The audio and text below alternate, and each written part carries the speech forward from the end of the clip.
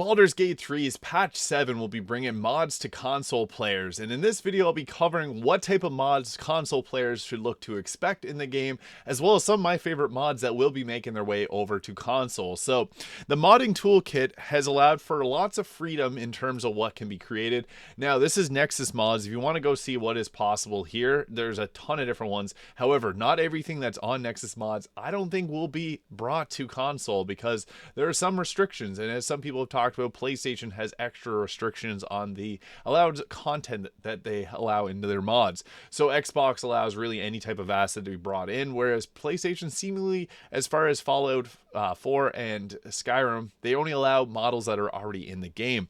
But I'll be going over some of the best ones and what I think will be brought in, because there's a lot of freedom for some of these things to be brought in. Now, spells is a given. The modding toolkit is going to be giving the ability to create items, armors, weapons, you name it, spells, and change different classes and subclasses, as well as different races in the game too. So I'm very curious to see what all this will bring, but I think that the 5e spells mod that is already available on PC will likely be one of the first mods that we see, because everyone wants 5e spells. Just a few that I'll name here. So there's a ton of different cantrips like Booming Blade, Control Flames, Create Bonfire, Druid Craft, Frostbite, Green Flame Blade, which is these are all cantrips from 5e. This is a Druid one. Very interested to see this in the game now. Shape Water, which can freeze water surfaces, create ice blocks to stand on, similar to the Monk. Create water surfaces, move water surface from one location to another. Spare the Dying, which is similar to how the help action works. Sword Burst, Thunderclap, Toll of the Dead, Word of Radiance, and then a bunch of different leveled spells here. I'm just going to talk about a few of these because there's some really cool ones that I think are definitely going to be fun to use in Baldur's Gate 3, and some of them I feel like could have even been in the game as is. But Tasha's Caustic Brew, Zephyr Strike, Frost Fingers, Detect Magic, which gains an aura, places statuses on creatures within 9 meters of you, Detect Good and Evil, Chaos Bolt, Ceremony. So there's quite a few level 1s, level 2 spells. Agonizer's Scorcher, Borrow Knowledge, Dragon Breath, which is available to the Dragonborn class already. There's a ton of these spells. Snowball Storm, Shadow Blade, which is available from a ring. So as you can see, some of these have already made their way into the game one way or another, but they are actual 5e spells available to different subclasses, and even just some subclasses that are in the game but just didn't make it to Baldur's Gate 3. Wither and Bloom. 3rd level, Create Food and Water, Erupting Earth, Flame Arrows. We have Lightning Arrows, which are cool, but Flame Arrows would have been really nice. Melf's Minute Meteors. It's a fun one. Summon Fae. This is really cool. I'm excited for all these summoning spells that we'll be getting. Summon Shadow Spawn, which you do kind of get from the Moon Lantern. Water Walk, Arcane Eye, Guardian of Nature, Shadow of Moil, Storm Sphere, Summon Aberration, which is really cool because there's a lot of aberrations in the game, so those models are already here. Summon Construct, Summon Elemental, and 5th level spells, Commune with Nature, Farstep, Holy Weapon, Maelstrom, Raise Dead, Negative Energy Flood, Steel Wind Strike, and then 6th level spells we got Tensors, Transformation, and True Seeing. Finger of Death for level 7, Regenerate, Dominate Monster, which we already have at a lower level, but a little bit different. So yeah, lots of 5e spells that I am very certain we'll see all of these in Baldur's Gate 3.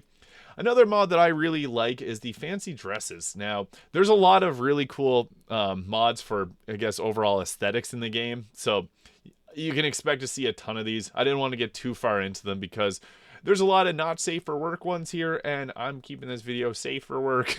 But yeah, we're definitely going to be seeing a lot of different mods for appearances, and there's already tons and tons. You've probably already seen a ton of videos on these on YouTube. I stayed away from doing modded content because I have a lot of fans that watch that are, PlayStation, Xbox, etc., and I didn't want to make them feel left out, but you bet your sweet Betsy I'll be posting them up whenever this is available to all console users, because yeah, it's just nice to be able to change the aesthetics. I've been wearing the same outfits in Baldur's Gate 3 for a very long time. The Wave Mother's Row is probably one of the most nice looking outfits in the game. There's a few outfits in the game that I think look amazing. Actually, there's quite a few, but it's always nice to get more. Now, One that I'm really looking forward to is the new subclasses. So the Artificer class, which is a class with 4 subclasses that didn't make its way into Baldur's Gate 3, but this is really cool because they really use like weapons and different things. Like there's the Alchemist, Armorer, Artillerist, and the Battlesmith. So all 4 of these subclasses will likely make their way to console. So this is one that I'm really looking forward to because they are a very cool class. Now, how it's going to work in terms of dialogue options, I'm not too certain on that just yet. However, I feel like this will replace something like the Wizard, or like they'll find their way to be able to incorporate these things. So, because getting a new class means new dialogue options, but I feel like they will recycle them. Now, getting into some of the other subclasses, we got Cleric subclasses here, which there's a ton of cool ones. Now, they are just using recolored versions of the different spells that are already in the game, but I'll be going over some of these here because there's some really cool ones. So with the Cleric subclasses, there's the Arcana domain. We already get quite a few. We get 7 different subclasses for the Cleric in the game, but there's the Arcana domain, the Blood domain, Death domain, Forge domain, Grave domain, Knowledge domain, but did change that around. Life domain, Light domain, Moon domain, Order domain, Peace domain, Trickery, which is going to be revamped, Twilight domain, and we already got the War domain. But for the Arcana domain, this is going to be more so a spellcasting Cleric, which I think is incredible because the Cleric itself is a fun class, but getting some wizard spells is always great. So Detect Magic, Magic Missile, Magic Weapon at level 3, and Magic Weapon is actually a really good spell that's only really available to the Paladin. Dispel Magic, Glyph of Warding, Arcane Eye, Dimension Door, Planar Binding, and Telekinesis. The Arcane Initiate, when you choose this domain at first level, you gain proficiency in Arcana, and you can gain 2 cantrips of your choice from the wizard spell list. So these count as clerics, but that's cool. Being able to use your wisdom modifier to do a Ray of Frost is awesome. Channel Divinity, Arcane Abjuration, so you can use your Channel Divinity to abjure otherworldly creatures. As an action, you present your holy symbol, and 1 celestial elemental fae or fiend of your choices within 30 meters must make a wisdom saving throw, and you take control of it. So basically like dominate, celestial elemental, etc. Very cool. I'm not going to get into the weeds of a lot of these, but you can go check these out online. I'm just going to slowly go through it here, just because if you want to pause it and read them, feel free, because there's a whole lot of really cool ones. Channel Divinity, Crimson Bond. Starting at 2nd level, you can make a pool of blood centered around you. All allies within 30 feet deal an additional 1d4 necrotic while standing in the blood, and this damage scales to 2d4 at level 5 and 3d4 at level 10. That's busted. I think that's really cool, though.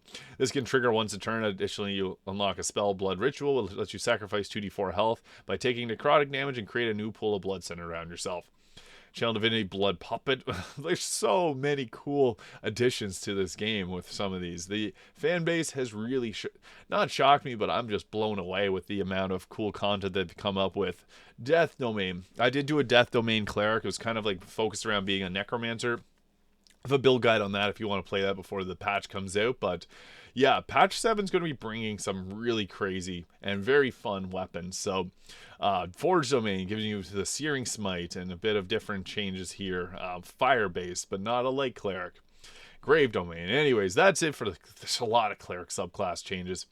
Some other ones that I think is really cool is the Hexblade subclass for the Warlock, which is great because I feel like the Warlock, despite having 3 subclasses, they feel too similar to one another. So I'm really looking forward to anything that's going to add more to the the Warlock itself. So yeah, this one looks incredible. Given armor of hexes, a Curse Spectre, Hex Warrior, Cloak of Flies. Like, there's so many cool spells that are getting added with this, the invocations and everything all wrapped up here. But another one that I think is really cool is the Death Knight class. So this is one that I've seen popping up pretty commonly. Now, it has 3 subclasses, the Blood, Frost, and Unholy. This reminds me a lot of World of Warcraft. If you've been a fan of World of Warcraft, you know the Death Knight. So getting this is a dream come true, being able to get so many cool spells that I just didn't think would be possible in this game. But yeah, and all these cool weapons and different abilities. But the Death Knight has a rune system. So this is a unique class with 3 different subclasses. Rune of Blood, Frost, and Unholy. I'm a big fan of Frost builds, so you know I would love this. But yeah, these do require a bit of extra steps. But the mods for console, I believe, will have a bunch of different you just download one thing and it's going to have a bunch of things loaded in with it. If you've done modding on console, you're going to know. If you've done modding in like Fallout or Skyrim, you're going to know kind of what to expect.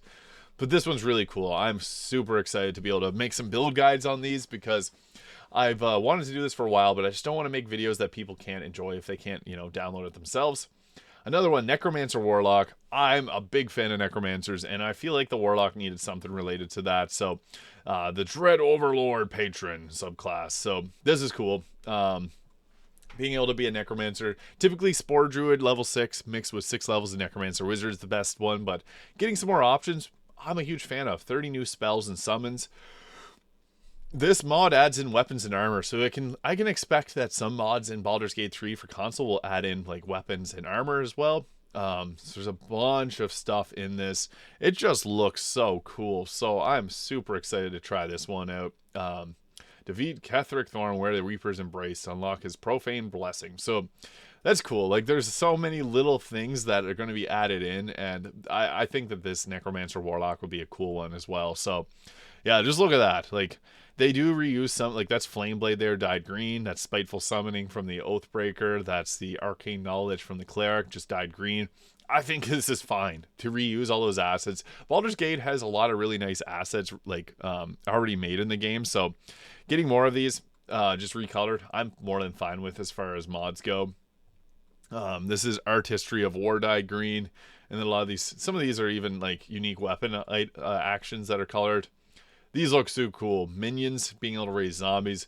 I really like the idea of adding in more role-playing ability as Necromancer. So yeah, this is awesome. I'm really looking forward to this one. And then there's the Unleashed subclass, or the Sorcerer Unleashed. There's a bunch of these for different subclasses. So this one itself, Sorcerer Unleashed, Bringer of Doom, is a new subclass for Sorcerers, Sorceress alike. You get extra spell slots. You can choose some of these things if you don't want it or not, but they add in a lot of extra abilities that, makes the class a little bit stronger, because there's some abilities that aren't, like, fantastic in this game. The Arcane Trickster Rogue being the most memorable one that's just lacking in terms of the content. The Paladin Unleashed, giving extra Paladin spells, Holy Rebuke, Healing Radiance, Inquisitor's Might, Spiteful Summoning. One extra Channel Oath. Be honest, do you use your Channel Oath as a Paladin? It's not a very common thing. Paladin Unleashed adds a bunch more patches and upgrades. So you can expect to see a lot of these things for classes that are just a little bit, not that the Paladin or Sorcerer are weak, they're S tier classes, but the Rogue. The Rogue is really only a 3-level dip in terms of competitiveness, but being able to add in things that make it a much better option, like getting Alert as a Rogue makes a whole lot of sense, and 2-weapon fighting. Like, if the Rogue got extra features like that, I feel like it would be much better to go higher levels into it. The Fighter Unleashed, giving some extra updates, gain a durable charge, extra fighting style. And I've seen ones for extra fighting styles, which I'll pull up here next. So this was really cool, getting more options as far as fighting styles go. So here's the ones that they are adding in: Interception, Close Quarter Shooter, Blind Fighting, Superior Technique. So I'll just go over these. Interception allows, when you can spend a reaction when allies within 1.5 meters about to take damage, you reduce that by 1d10, and you can reduce this damage to 0. This is basically like the missile interception gloves, or the one that you get from being a monk. I was covering there. The Close Quarter Shooter, you ignore the disadvantage imposed by attacking with a ranged weapon while near an enemy. You also gain a +1 to ranged weapon attacks. Blind Fighting, more different from 5e, you become immune to magical darkness, much like the Devil's Sight. That is super cool. And unlike 5e, it does not allow you to see invisible creatures. Superior Technique gains 1 superiority die and the access to the Riposte maneuver, which is the best one from the Battlemaster. This dice stacks with others you may have and refresh on short rest. So getting a free Riposte for short rest, that's a great fighting style and not broken. Druidic Warrior gives you Shillelagh or Shillelagh and Thorn Whip from the Druid cantrip list. Wisdom is a spellcasting modifier. That's alright. Shillelagh is kind of a fun one to use. Unarmed Fighting, change your unarmed damage to 1d4 plus strength modifier. Makes your fist as strong as any hammer. Go wild. So that's cool. You can't smite with that.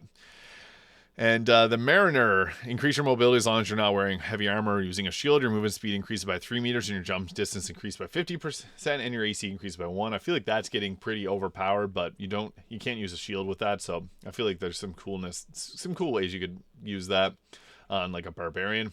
Tunnel Fighter. This gives you hold a position in the face of multiple enemies. As a bonus action, enter a defensive stance until your next turn and grants you additional reaction. Increase your armor class by 1. So lots of cool new fighting styles. The Oath of Conquest Paladin being another one that I think is really interesting because the Paladin has some other oaths that aren't brought into the game itself. So getting Armor of Agathis and Command there, as well as Hold Person, Spiritual Weapon, Bestow Curse, Dominate Beast, Stone Skin, Cloud Kill, and Dominate Person. So some pretty cool abilities here. Channel Oath. You can use your Channel Oath to execute Terrifying Presence. You can force the enemy that see you within 9 meters to make a Wisdom saving throw, and the creature becomes frightened for 1 minute. So, or 1 turn, or 1 minute, 1 turn. I'm not sure what that means, but basically dreadful aspect, but fear. So there's some really cool ways that you can add things like Guided Strike. That's from the War Master Cleric. So getting that +10 to attack rolls. Aura of Conquest. So Aura extends if a creature is frightened. This movement speed is reduced to 0, and the creature takes psychic damage equal to half your paladin level. It starts the turn there. So cool auras that deal damage. Invincible Conqueror at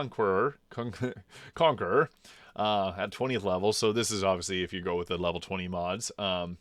It's cool that they're adding all these things in. For 1 minute, you have resistance to all damage. You can take an additional attack. It's part of your regular weapon action attack, and melee weapons scored critical on a 19. So yeah, there's a ton of really cool things. There's dies. Some of these subclasses go above and beyond. The last one I'm going to talk about is the Circle of the Stars Druid, which I think is a really cool one. So this allows you to draw on the power of the stars. And Starlight, these druids have heavy patterns with the immemorable. So they have the star map, which allows you to summon a star map in your inventory, giving you benefits above in your instrument slot. So this map basically gives a non-slot spell slot Guiding Bolt. So that's cool. Being able to give Guiding Bolt is awesome. Starry Form. Whenever you activate this, you turn into a star form. That's pretty cool instead of a wild shape. You get to, whenever you're in that, you can change your constellation form, giving you different benefits while in the form. Starry Form Archer, Starry Form Chalice, and Starry Form Dragon. So these are really cool. I won't get too much into these because this video is running long and I didn't expect it to go this long. But yeah, I'm super excited for these. On top of all the classes, I feel like Tav's Hair Salon will make its way to console. So there's a lot of cool hair designs in this mod that I'm super excited to see. So yeah, you can see what these look like here. Some of these you've probably seen again on YouTube already multiple times. I didn't want to use them because people always ask me how I make my Tav, and I always want to say, hey, this is how to do it. But these hairstyles look incredible. Like, not to say there's bad hairstyles in Baldur's Gate, but this really goes above and beyond what I would imagine for Baldur's Gate. These are very similar to some of the hairstyles, but just a little bit better. So yeah, I'm super stoked to be able to use these and not feel bad about it. So yeah, there is a ton of different mods that I definitely see coming to Baldur's Gate 3. So overhauls of classes, being able to choose deities from the cleric, depending on your, without having to be a cleric themselves. Deities for paladins, demon hunter, magus class, harlequin class, circle of wildfire druid. That one's requested often. I also did a build guide on that using our land druid, but yeah, mods in Baldur's Gate 3 are coming, and I just want to hear what you're most excited to see when it releases on console. And yeah, hit that subscribe button below if you haven't already. Thank you so much for watching. I appreciate all the support. You guys are the best, and I'll see you all in the next video.